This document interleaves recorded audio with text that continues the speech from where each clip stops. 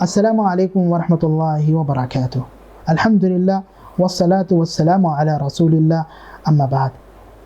اللہ کے نبی صلی اللہ علیہ وسلم ارشاد فرماتے ہیں مجھے ایک جنتی جنت میں دکھایا گیا کہ وہ جنت میں ادھر ادھر جا رہا تھا.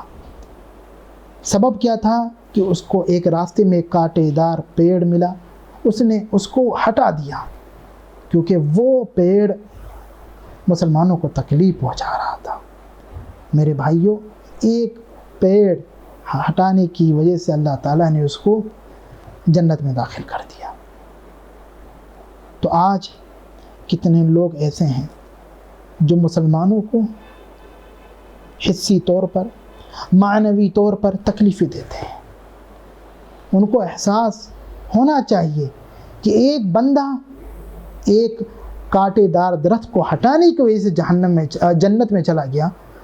تو آج کتنے لوگ ایسے ہیں جو مومنوں کو حسی معنوی طور پر تکلیفیں دے رہے ہیں.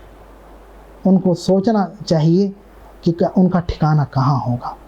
کسی چھوٹی چیز کو، نیکی کو حقیر نہ سمجھیں اور کسی چھوٹے گناہ کو بھی حقیر نہیں سمجھنا چاہیے. ہو سکتا ہے وہی گناہ آپ کو جہنم میں لے جانے کا سبب بنے. اللہ تعالیٰ سے دعا ہے کہ اللہ تعالیٰ ہمیں حقیقی متبع قرآن و حدیث بنائے. آمین یا رب العالمین. السلام علیکم ورحمۃ اللہ وبرکاتہ.